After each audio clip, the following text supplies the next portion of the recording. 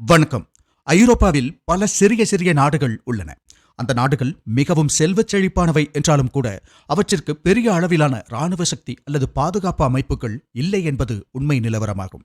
ஐரோப்பாவின் பெரிய நாடுகள், குறிப்பாக பிரான்ஸ், ஜெர்மனி, யுனைடெட் கிங்டம் போன்ற நாடுகள்தான் அந்த சிறிய நாடுகளுக்கு பாதுகாப்பு வழங்கும் பங்களிப்பை மேற்கொள்வது வழக்கமாக உள்ளது.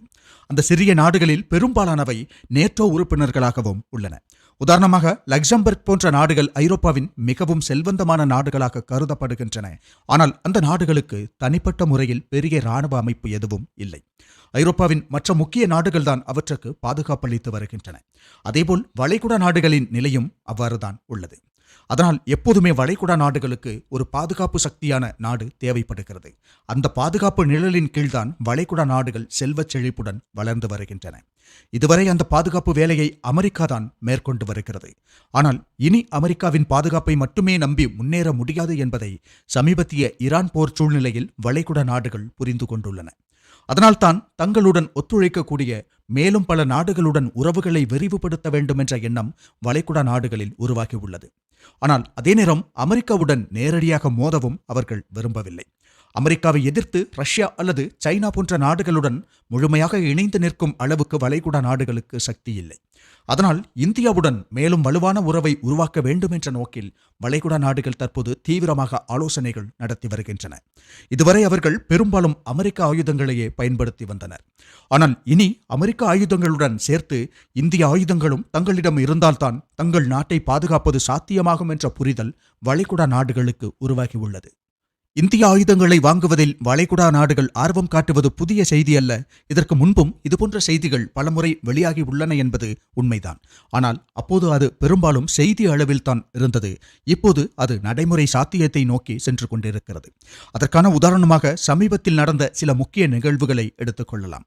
உதாரணமாக வேர்ல்டு டிஃபென்ஸ் ஷோ 2026 சமீபத்தில் ரியாத் நகரில் நடைபெற்றது.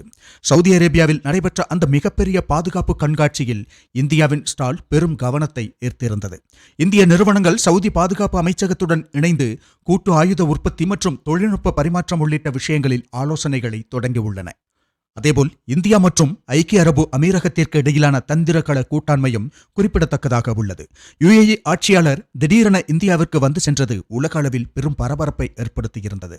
அது நாடுகளுக்கு இடையேயான ஆழமான நட்புறவின் ஒரு வெளிப்பாடாகவே பார்க்கப்படுகிறது. UAE இந்தியாவிடமிருந்து ஆயுதங்களை வாங்க ஆர்வம் காட்டக்கூடிய வளைகுடா நாடுகளில் முதன்மையான நாடாக உள்ளது. பல வகையான இலகுரக ஆயுதங்கள் மற்றும் ஏவுகணை அமைப்புகள் உள்ளிட்ட பல்வேறு பாதுகாப்பு உபகரணங்களை இந்தியாவிடமிருந்து வாங்குவதற்கான புரிந்துணர்வு ஒப்பந்தங்களில் UAE கையெழுத்திட்டுள்ளதாக தகவல்கள் வெளியாகியுள்ளன.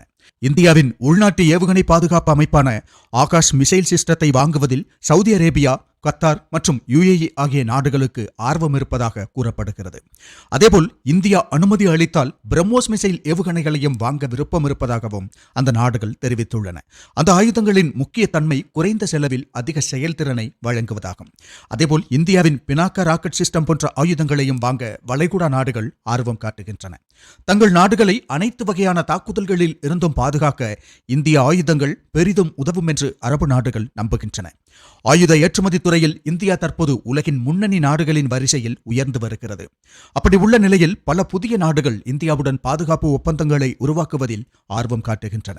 இந்தோனேசியா மற்றும் வியட்நாம் போன்ற நாடுகள் ஏற்கனவே இந்தியாவுடன் பாதுகாப்பு ஒப்பந்தங்களை செய்துள்ளன. மேற்கத்திய நாடுகளைப் போல் சிக்கலான அரசியல் நிபந்தனைகள் இன்றி இந்தியா ஆயுதங்களை வழங்கும் தன்மை வளைகுடா நாடுகளுக்கு சாதகமாக உள்ளது. மேலும் எந்த சூழ்நிலையிலும் நம்பிக்கைக்குரிய நண்பனாக இந்தியா இருக்கும் என்ற நம்பிக்கை வளைகுடா நாடுகளில் உருவாகியுள்ளது. அவர்கள் இந்தியாவை ஒரு அனைத்து காலங்களிலும் நம்பிக்கைக்குரிய கூட்டாளி என்று பார்க்க தொடங்கியுள்ளனர். மேலும் பல நாடுகள் அதிக விலைக்கு விற்கும் நவீன தொழில்நுட்ப ஆயுதங்களை விட அதே தரத்தில் அல்லது அதைவிட மேம்பட்ட தரத்தில் உள்ள ஆயுதங்களை குறைந்த விலையில் வழங்கும் நாடாக இந்தியாவை பார்க்கின்றன. இன்று இந்தியா வெறும் ஆயுத இறக்குமதி நாடாக மட்டுமல்ல, மாறாக ஆயுத ஏற்றுமதியில் உருவாகி வரும் புதிய மையமாகவே மாறி வருகிறது. வளைகுடா நாடுகளுடன் உருவாகும் இந்த பாதுகாப்பு ஒத்துழைப்பு இந்திய பொருளாதாரத்திற்கும் மேற்காசியாவில் இந்தியாவின் தந்திரகள தாக்கத்திற்கும் பெரிய பலன்களை ஏற்படுத்தும். இன்றைய சூழலில் வளைகுடா நாடுகள் சீனாவுடன் பாதுகாப்பு ஒப்பந்தங்களில் அதிக ஆர்வம் காட்டவில்லை. அதற்கான முக்கிய காரணம் சீன ஆயுதங்கள் போர் நிலைகளில் பெரிய அளவில் திறனை நிரூபிக்கவில்லை என்ற மதிப்பீடு உலக அளவில் நிலவுவதுதான். சீன ஆயுதங்களின் தரம் குறித்து சந்தேகங்களும் கேள்விகளும் உலக அளவில் பெரிய அளவில் எழுந்துள்ளன. ரஷ்ய ஆயுதங்கள் பல்வேறு வகைகளில் மிகுந்த திறன் கொண்டவை என்பது ஒரு உண்மையாகும். உயர்தர ஆயுதங்களை உற்பத்தி செய்யும் முக்கிய நாடுகளில் ரஷ்யாவும் ஒன்றாகும். குறிப்பாக வான்வழி பாதுகாப்பு அமைப்புகள் மற்றும் ஏவுகணை தொழில்நுட்பங்களில் ரஷ்யா மிகவும் வலுவான நாடாக உள்ளது.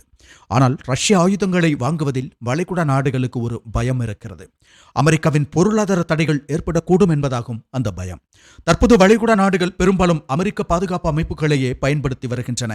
அமெரிக்க பாதுகாப்பு அமைப்புகளின் பலவீனங்கள் பற்றி உலக அளவில் விவாதங்களும் நடந்து வருகின்றன. வான்வழி பாதுகாப்பு அமைப்புகளை உருவாக்குவதில் ரஷ்யா முன்னணியில் இருப்பதாகவும் அமெரிக்கா அதற்கு பிறகுதான் இருப்பதாகவும் சில ஆய்வாளர்கள் கூறுகிறார்கள். அதே நேரம் என்ஜின் தொழில்நுட்பம் மற்றும் போர் விமானங்கள் போன்ற துறைகளில் அமெரிக்கா முன்னிலையில் உள்ளது. அந்த இரண்டு வலுவான சக்திகளின் பின்னர் பாதுகாப்பு துறையில் வேகமாக முன்னேறி வரும் மூன்றாவது முக்கிய சக்தியாக இந்தியா உருவாகி வருவதுதான் இங்கு கவனிக்க வேண்டிய விஷயமாகும். தற்போதைய ஆயுத ஏற்றுமதி அளவை பார்த்தால் இந்தியாவை விட இஸ்ரேல் அதிக அளவில் ஆயுதங்களை ஏற்றுமதி செய்கிறது. அதேபோல் யுனைடெட் கிங்டம் மற்றும் பிரான்ஸ் போன்ற நாடுகளும் பெரிய அளவில் ஆயுதங்களை ஏற்றுமதி செய்கின்றன. ஆனால் உயர்தர ஆயுத உற்பத்தியில் யுனைடெட் ஸ்டேட்ஸ் மற்றும் ரஷ்யா ஆகியவற்றிற்கு பிறகு மூன்றாவது முக்கிய சக்தியாக இந்தியா உருவாகி வருகிறது என்று பலர் கருதுகின்றனர். அது இந்தியாவின் தனித்துவமான முன்னேற்றமாகவே பார்க்கப்படுகிறது. அதனால் அமெரிக்கா இந்தியாவுடன் மோதிக்கொள்ளும் நிலை உருவாகாது என்று கூறப்படுகிறது. வளைகுடா நாடுகள் ரஷ்யாவிடமிருந்து ஆயுதங்கள் வாங்கினால் அமெரிக்கா எதிர்ப்பு தெரிவிக்கக்கூடும். ஆனால் இந்தியாவிடமிருந்து வாங்கினால் அதற்கு அமெரிக்கா கடுமையான எதிர்ப்பை தெரிவிக்க வாய்ப்பில்லை. ஏனெனில் இந்தியா அமெரிக்காவுடனும் நல்ல உறவை கொண்ட நாடாக உள்ளது. இந்தியா அமெரிக்காவிடமிருந்து ஆயுதங்களை வாங்குவதுடன் சில ஆயுத உதிரி பாகங்களையும் உற்பத்தி செய்து வழங்குகிறது. அதனால் இந்தியா மற்றும் வளைகுடா நாடுகளுக்கு இடையேயான பாதுகாப்பு வர்த்தகத்தை அமெரிக்கா தடுக்க முயல்வது சாத்தியமில்லை என்று கருதப்படுகிறது. இந்த வாய்ப்பை அதிகபட்சமாக பயன்படுத்திக் கொள்ள வளைகுடா நாடுகள் முயற்சி செய்யக்கூடிய வாய்ப்பு அதிகமாக உள்ளது. பிரேசில் உள்ளிட்ட தென் அமெரிக்க நாடுகளும் கூட இந்தியாவுடன் பாதுகாப்பு ஒப்பந்தங்களில் ஆர்வம் காட்டுகின்றன. மேலும் முன்பு குறிப்பிட்ட வியட்நாம், மலேசியா போன்ற நாடுகளுடனும் ஆயுத வர்த்தகத்தில் இந்தியா வேகமாக முன்னேறி வருகிறது. ஒவ்வொரு நாளும் இந்த துறையில் இந்தியாவின் முன்னேற்றம் அதிகரித்துக் கொண்டே வருகிறது. சமீபத்தில் நடைபெற்ற ஆபரேஷன் சிந்தூர் முதல் அதன் பின்னர் நடந்த பல சம்பவங்கள் காரணமாக உலகம் இந்தியாவின் முக்கியத்துவத்தை தெளிவாக உணர்ந்துள்ளது. அமெரிக்க அதிபர் டொனால்ட் ட்ரம்பே கூட தாம் தலையிட்டிருக்காவிட்டால் இந்தியா பாகிஸ்தானை என்ன செய்திருக்கும் என்பது யாருக்கும் தெரியாதென்ற விதத்தில் கூறியுள்ளார். பாகிஸ்தானுக்கு இந்தியா கொடுத்த பதிலடி குறித்து இந்தியர்கள் தொடர்ந்து பேச வேண்டிய அவசியம் உள்ளது. காரணம், அமெரிக்க அதிபர் உட்பட உலக நாடுகளும் உலக தலைவர்களும் உலக மக்களும் எல்லாம் வியந்து பேசுகிறார்கள். ஆனால் இந்தியாவில் உள்ள சிலரால் மட்டும் அதை ஏற்பதிலோ அல்லது அதை பற்றி பேசுவதிலோ அதை புகழ்வதிலோ பெரும் தயக்கம் காணப்படுகிறது. ஏனெனில் இந்தியா தமது சாதனைகளை பற்றி பேசவில்லை என்றால் அதை வேறு யாரும் பேச மாட்டார்கள். ஆனால் இங்கு பேசினாலும் சில பன்னாடைகள் ஏண்டா என்னடா என்று தங்களுடைய கலாச்சார பிழைத்தன்மையை கமெண்டுகளில் பதிவு செய்கிறார்கள். சில சர்வதேச ஊடகங்களும் இந்திய ஊடகங்களும் கூட இந்தியாவின் சாதனைகளை பெரிதாக எடுத்து கூறுவதில்லை. மற்ற நாடுகளின் சிறிய சாதனைகளை கூட பெரிதாக பேசும் சூழலில் தான் இந்தியர்கள் வாழ்கிறார்கள். இந்தியாவின் முன்னேற்றம் என்றால் நிச்சயம் மௌனம் சாதிப்பார்கள் அவர்கள். அதனால் இந்தியாவை நேசிக்கக்கூடிய அனைத்து மக்களும் தொடர்ந்து இந்தியாவின் முன்னேற்றத்தையும் சாதனைகளையும் பேச வேண்டும் என்பது நமது வேண்டுகோளாகும். பாகிஸ்தான் போன்ற ஒரு நாட்டிற்கு எதிராக இந்தியா காட்டிய இராணுவ திறன் உலகத்திற்கு ஒரு எடுத்துக்காட்டாக பார்க்கப்படுகிறது. அதே நேரத்தில் அந்த நிகழ்வுகள் இந்திய ஆயுதங்களின் திறனை உலகம் புரிந்து கொண்ட தருணங்களாகவும் அமைந்தன.